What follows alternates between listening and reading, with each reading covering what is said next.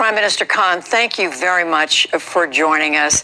Let me start by asking you your assessment of the situation in Afghanistan right now with U.S. troops almost completely out after 20 years.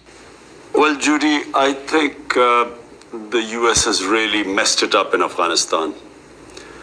You see, first of all, they tried to look for a military solution in Afghanistan when there never was one. And people like me who kept saying that there's no military solution, who know the history of Afghanistan, people like me were called anti-American. I was called Taliban Khan. For anyone who objected to this way of, I don't know what the objective was in Afghanistan, whether it was to have some nation building or democracy or liberate the women, whatever the cause was, the way they went about it was never going to be the solution. So when they finally decided that there is no military solution, unfortunately, the bargaining power of the Americans or the NATO forces had gone. When there were 150,000 NATO troops in Afghanistan, that was the time to go for a political solution. But once they had reduced the troops to barely 10,000, and then when they gave an exit date, the Taliban thought they had won.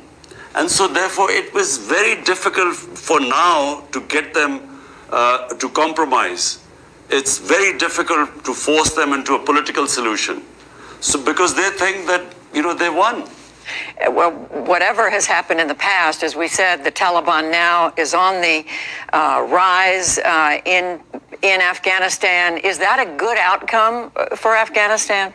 The only good outcome for Afghanistan is that if there is a political settlement which is inclusive, so they form some sort of a government that includes all sorts of different factions there, and obviously Taliban part of that government.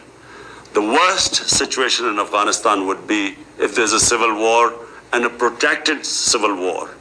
And from Pakistan's point of view, that is the worst case scenario, because we face two scenarios. One, a refugee problem. Already Pakistan is hosting over 3 million Afghan refugees. And what we fear is that a protracted civil war would mean more refugees. And our economic situation is not such that we can have another influx. Secondly, the worry is that the civil war will flow into Pakistan, because the Taliban are basically ethnic Pashtuns. Now there are more Pashtuns on our side of the border than in Afghanistan, and so the worry is that if this goes on, the Pashtuns on our side will be drawn into it. So that also is the last thing we want. And I do want to ask you about Pakistan. But before we leave Afghanistan, the United States has been asking your government for many years to help in the effort to fight the Taliban in Afghanistan. But the U.S., other organizations now say they have massive amounts of evidence that Pakistan has helped the Afghan Taliban with military, with intelligence, has helped them financially.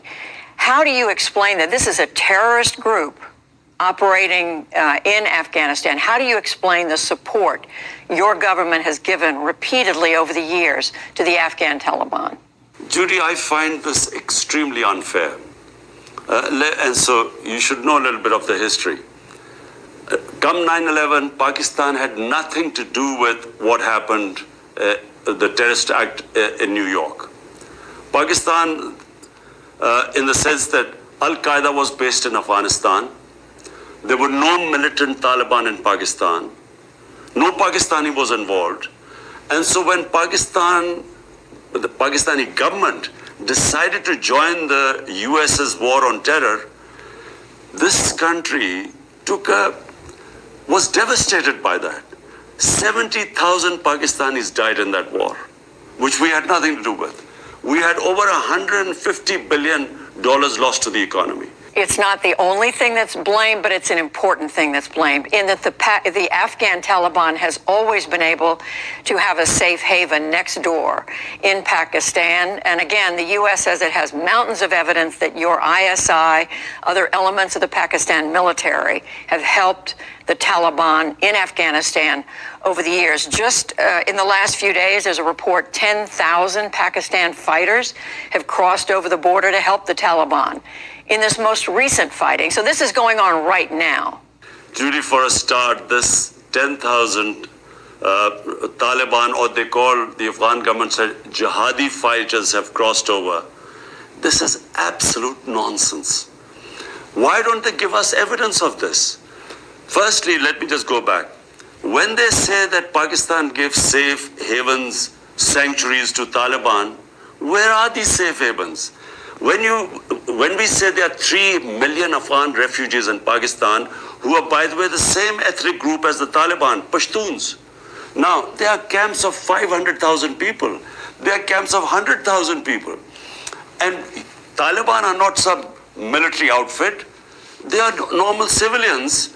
And if there are some civilians in these camps, how is Pakistan supposed to hunt these people down? How can you call them sanctuaries? Let me ask you, Mr. Prime Minister, what relationship do you want now with the United States? You've said under no circumstances would you allow the U.S. to set up the CIA to have any sort of bases in Pakistan to support counterinsurgency. But are you saying no cooperation with the U.S. To fight terrorism? When you say about U.S. having bases for counterterrorism, please let me make you understand this. When a country loses 70,000 people and is bankrupted by this war on terror, when we joined the U.S. After 9/11, we do not have the capacity to have any more fighting within our border, any terrorism within our country, because when we were in the height of that war on terror, which Pakistan joined, there were suicide bombs taking place all over the country. The businesses collapsed, tourism collapsed. So what we do not want to be is part of any conflict. Now, if there's a conflict going on in Afghanistan and there are bases in Pakistan, we then become targets. We will then become part of a conflict which we were in the last 15 years, and we do not want. We want to be partners in peace, but not in conflict. So what sort of relationship do you want? What do you expect from the United States at this point? You're looking for a trading relationship. What is it that you want your relationship with the United States to be after this very fraught period of the last 20 plus years? Well, Judy, the last relationship was transactional. Pakistan was more like a hired gun. The US says that we paid you, we gave you aid, and that's why you were fighting this so-called war on terror. Pakistan, on the other hand, felt that here was a country which had no need to be part of this war. It loses 70,000. I mean, which other country has lost 70,000 people fighting for someone else's war? So Pakistanis felt that here we were fighting US's war, our economy devastated, aid was minuscule compared to the amount of money we lost in the economy, and yet we were blamed for the failure in Afghanistan. This is the Pakistani point of view. Now, Pakistan's position is very straightforward. We want to help, and we have helped, getting the Taliban to talk to the US, got them on the dialogue table. We have done our bit. Now, what we cannot afford now, if there is civil war, what US wants is bases in Pakistan, if there's civil war in Afghanistan. But if there's civil war in Afghanistan, we will immediately get stuck into it. There will be terrorism within Pakistan. We do not want, apart from anything else, our country cannot afford it. We have just recovered from a desperate economic situation. And we do not want to go through it again. I hear that message. At the same time, do you expect that if the Taliban does succeed in Afghanistan, you're going to have a country next door where women, for one thing, are not allowed to have an education after the age of 8? That you're going to have a country run by a group of terrorists, in effect. But Judy, what are we supposed to do about it? I mean, here were the US for 2 decades in Afghanistan trying to force a military solution. The reason why we are in this position now is because the military solution failed. Now, what choices have we got? The best choice is that somehow we have a political settlement of Afghanistan where it is, as I repeat, an inclusive government. So Taliban sit down with the other side and they form an inclusive government. This is the best outcome. There is no other outcome because the military solution has failed. Are you prepared to accept Taliban victory next door? You're saying, in essence, there's nothing more Pakistan can do. Absolutely. There's nothing more we can do except push them as much as we can for a political settlement. That's all. But what happens in Afghanistan, we can only pray that the people of Afghanistan decide what government they want. And so we hope that that's what will happen in the end. They'll form some sort of an inclusive government. But that's for people of Afghanistan. As far as Pakistan is concerned, we have done what we can. Last thing, I do want to ask you, take just a moment to ask you about a comment you made about the role of women in your country. You said in an interview last month that women themselves bear a large part of the responsibility for the concerning rise in the number of rape cases in Pakistan. I want to ask you if you truly believe that. I mean, you're someone, you've lived in the West, you've traveled widely around the world. Do you believe women bear a large part of the responsibility for this? Look, Judy, anyone who commits rape, solely and solely that person is responsible. So let's be clear about that.